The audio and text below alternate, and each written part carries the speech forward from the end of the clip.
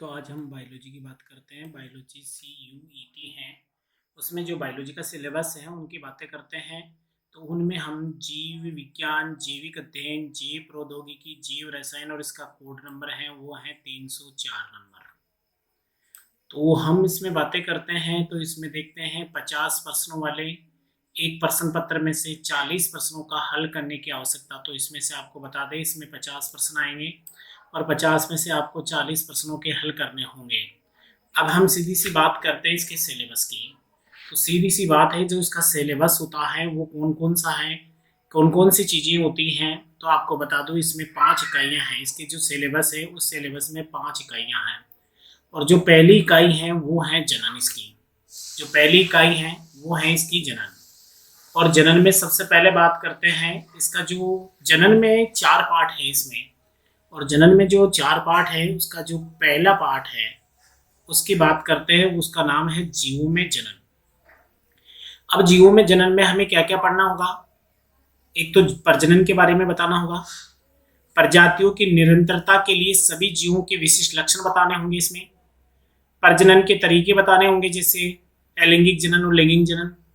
फिर अलैंगिक जनन की विधियां बतानी होगी अपने को, उसमें द्विखंडन है, बीजाणु जनन है, मुकुलन है, जेम्यूल है, विखंडन है, और पौधों में वास्तविक प्रसार बताना होगा। तो ये जो पहला पार्ट है जीवों में जनन, तो उसमें ये चीजें अपने को बतानी होगी।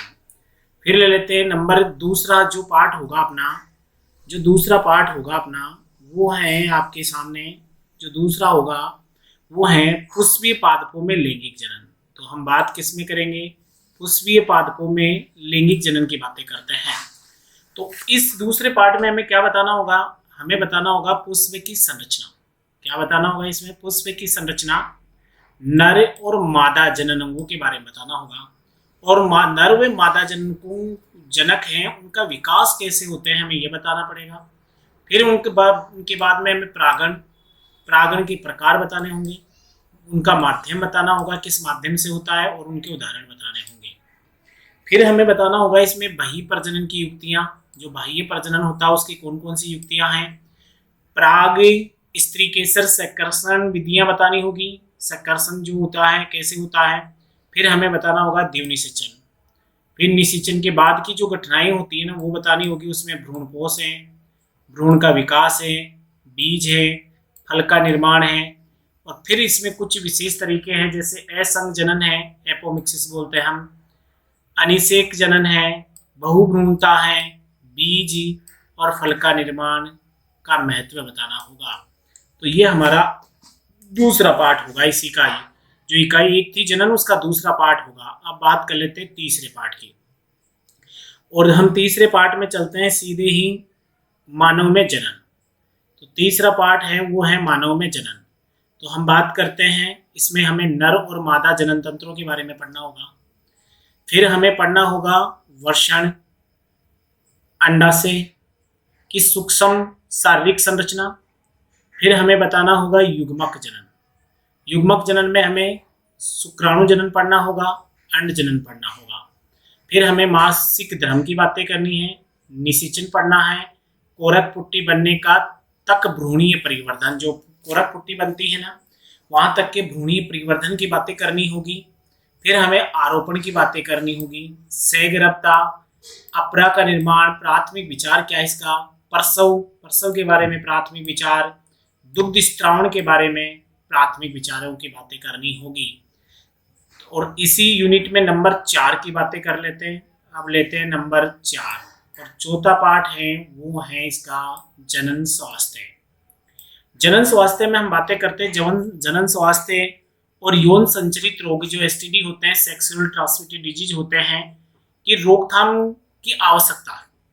जन्म नियंत्रण, जन्म का नियंत्रण कैसे करें, उनकी आवश्यकताएं और तरीके, गर्भ निरोधक और गर्भावस्था की चिकित्सीय समाप्ति MTP, गर्भवती महिलाओं के गर्भाशय की जांच, बंध्यता और सहायक जनन प्रौद्योगिकी जिसमें IVP है, ZIFT है।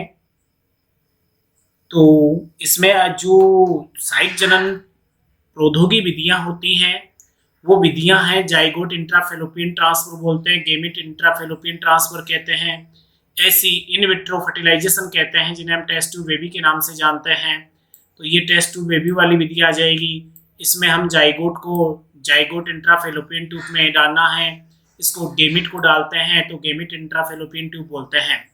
सामान्य जागरूक के विचार के लिए प्राथमिक विचारों की बातें करनी है इनकी।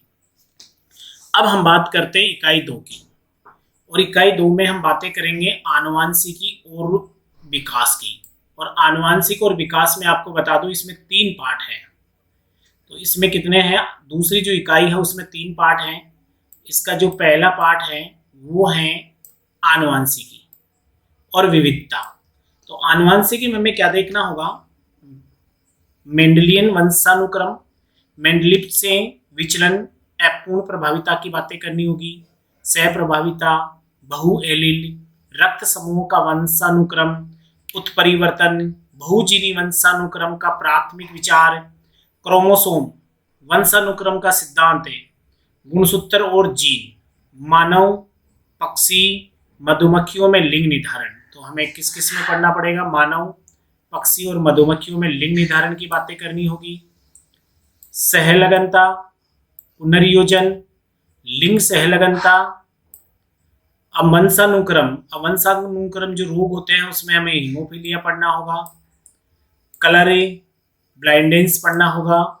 मानव में मेंडलीय विकार, अब मानव में जो मेंडलीय विकार होते हैं उसमें थैलेसीमिया पढ़ना होगा। मानव में क्रोमोसोमल विकार में डाउन सिंड्रोम, टर्नर सिंड्रोम और क्लाइनफेल्टर सिंड्रोम पढ़ना होगा हमें। ये रोग हैं जो गुणसूत्रों के द्वारा होते हैं, उसमें डाउन सिंड्रोम होता है, क्लाइनफेल्टर सिंड्रोम होता है, ये हमें पढ़ना होगा। अब इसी का दूसरा 2 नंबर ले लेते हैं इसी का, और 2 नंबर में इसी का जो दूसरी इकाई का दूसरा बिंदु है वो है वंशागति का आणविक आधार। तो वंशागति का आणविक आधार में हमें पढ़ना होगा आनुवांशिक पदार्थ। आनुवांशिक पदार्थ आपको बता दूं डीएनए के बारे में पढ़ना होगा, आरएनए के बारे में पढ़ना होगा। तो आनुवांशिक जो पदार्थ है वो डीएनए के रूप में, आनुवांशिक पदार्थ की खोज किसने की, डीएनए और आरएनए की संरचना की बातें करेंगे, डीएनए पैकेजिंग की बातें करेंगे, डीएनए की प्रतिकृति रेप्लिकेशन की बातें करेंगे, इसके केंद्रीय सिद्धांत की बातें करेंगे, अनुलेखन, आनुवांशिक कूट, रूपांतरण, जीन अभिव्यक्ति, विनिमय, लेख प्रचालेख, जीनोम और मानव जीनोम परियोजना की बातें करेंगे इसमें। और डीऑक्सीराइबो न्यूक्लिक एसिड अंगुली छापर, जो डीएनए अंगुली छापर होता है उस डीएनए अंगुली छापन की बातें करेंगे हम। फिर इसी में नंबर तीसरा है, इसी का तीसरा पार्ट होगा विकास। तो विकास में हम जीवन की उत्पत्ति की बातें करेंगे, जैविक विकास की बातें करेंगे, जैविक विकास के प्रमाण की बातें करेंगे, जिसमें कौन कौन से, जिसमें पुराने जो भी होते हैं, तुलनात्मक शरीर रचना, भ्रूण विज्ञान, आणविक साक्ष्य, इन चीज़ों की बातें करेंगे, प्रमाणों की बातें करेंगे। फिर इनमें हम विकास में डार्विन का क्या योगदान रहा, विकास का आधुनिक सहयोगात्मक सिद्धांत किसने दिया, इसकी बातें करेंगे। विकास की तंत्र विधियां हैं, उत्परिवर्तन और पुनः संयोजन, उनकी बातें करेंगे। प्राकृतिक चेन उदाहरणों के साथ बताना पड़ेगा, प्राकृतिक चेन के प्रकार बताने पड़ेंगे, जीन प्रवाह की बातें करेंगे, आनुवांशिक विकारों की बातें करेंगे, हार्डी वेनबर्ग का सिद्धांत और अनुकूलन विकर्ण, मानव और विकास की बातें करेंगे। तो ये दूसरी इकाई थी जिसमें ये सिलेबस रहेगा। इकाई नंबर 3 ले लेते हैं, और इकाई नंबर 3 है जीव विज्ञान और मानव कल्याण। तो जीव विज्ञान का मानव कल्याण में क्या महत्व है, तो इसमें ये इजी सी पार्ट है तीनों ही, इसमें 3 पार्ट रखे गए हैं।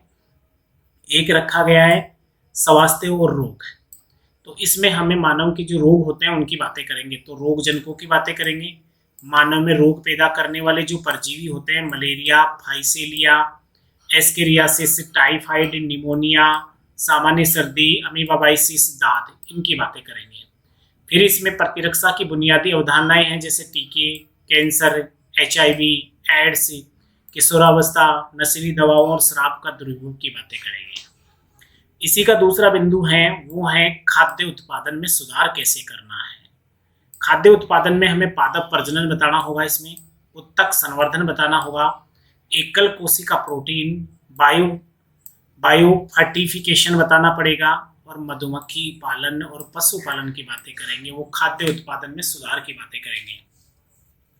इसी का तीसरा बिंदु है मानव कल्याण में सूक्ष्म जीवों की बातें करेंगे। तो सूक्ष्म जीव घरेलू खाद्य प्रसंस्करण होते हैं, जो घरेलू सामान बनाते हैं उनमें कौन कौन से सूक्ष्म जीव काम आते हैं, उद्योगों के क्षेत्र में कौन से आते हैं, वाहित मल उपचार में कौन से आते हैं, ऊर्जा उत्पादन की बातें करेंगे कौन से सूक्ष्म जीव काम आते हैं, जीव नियंत्रण कारक में कौन आते हैं, और जैव उर्वरक की बातें करेंगे में सूक्ष्म जीवों का योगदान देखेंगे। इसी प्रकार हम इकाई चलते हैं 4 इकाई। तो चौथी इकाई है जैव प्रौद्योगिकी और उनके प्रयोग। इसमें बायोटेक्नोलॉजी की बातें करेंगे। इसमें 2 बिंदु हैं, जैव प्रौद्योगिकी के सिद्धांत और प्रक्रिया। इसमें केवल हम आनुवंशिक अभियांत्रिकी की बातें करेंगे, पुनर्योगित डीएनए प्रौद्योगिकी की बातें करेंगे, डीएनए को काटना, जोड़ना, ठीक करना, वो चीजें बातें करेंगे, वो इसमें करेंगे हम। इसका दूसरा बिंदु स्वास्थ्य और कृषि में जैव प्रौद्योगिकी का, तो हमें चिकित्सा क्षेत्र में और कृषि में जैव प्रौद्योगिकी जो अनुप्रयोग हैं उनकी बातें करेंगे। मानव इंसुलिन और वैक्सीन उत्पादन, तो मानव इंसुलिन कैसे बनाते हैं, वैक्सीन का उत्पादन करेंगे, वैक्सीन मतलब टीका कैसे उत्पादन किया जाता है, जीन का उपचार कैसे करेंगे, आनुवांशिक रूप से संशोधित जीव, बीटी फसलें, ट्रांसजेनिक पशु। अब बीटी फसलों में बहुत सारी फसलें आ जाएगी, इसमें ट्रांसजेनिक पशु आ जाएंगे, जैव सुरक्षा आ जाएंगे, मुद्दे आ जाएंगे, जैव चोरी बायोपायरेसी बोलते हैं, बायो पेटेंट आ जाएगा इसमें। इसी में इकाई लेते हैं 5वीं और अंतिम इकाई है ये पारिस्थितिकी की बातें करेंगे। इकोलॉजी और पर्यावरण 2 है इसमें। तो जीव और पर्यावरण के बीच की बात करेंगे। पर्यावास है मतलब जीव और पर्यावरण के मध्य कौन से संबंध होते हैं, उनका आला, जनसंख्या कैसी है, पारिस्थितिक अनुकूलन, जनसंख्या संपर्क के पारस्परिक क्रियाओं की बातें करेंगे, प्रतिस्पर्धा की बातें करेंगे, उनके भविष्यवाणियां, परजीवाद, जनसंख्या विशेषताएं, जनसंख्या विशेषता में वृद्धि की, जन्म दर, मृत्यु दर, आयु वितरण की बातें करेंगे। और इसका अंतिम जो बिंदु है वो है पारिस्थितिक तंत्र। पारिस्थितिक तंत्र में इसका पैटर्न क्या है, घटक कौन से हैं इसके, उत्पादकता जो प्रोडक्टिविटी की बातें करेंगे, अपगठन, ऊर्जा प्रवाह, संख्या, बायोमास और ऊर्जा की पिरामिड बातें करेंगे, जो संख्या का है, जीव भार का है, और ऊर्जा की जो पिरामिड्स होते हैं इकोलॉजिकल पिरामिड उनकी बातें करेंगे। पोषक चक्रण जैसे जैव रासायनिक चक्र होते हैं, कार्बन चक्र है, फास्फोरस चक्र है, उनकी बातें करेंगे यहाँ पे। पारिस्थितिकी में उत्तराधिकारी, पारिस्थितिक सेवाएं, कार्बन निर्धारण, परागण, ऑक्सीजन रिलीज कैसे होता है उनकी बातें करेंगे। तो आज हम जो आपको बताया है वो सी, यू और ई और टी का जो सिलेबस है बायोलॉजी का, वो कंप्लीट सिलेबस है।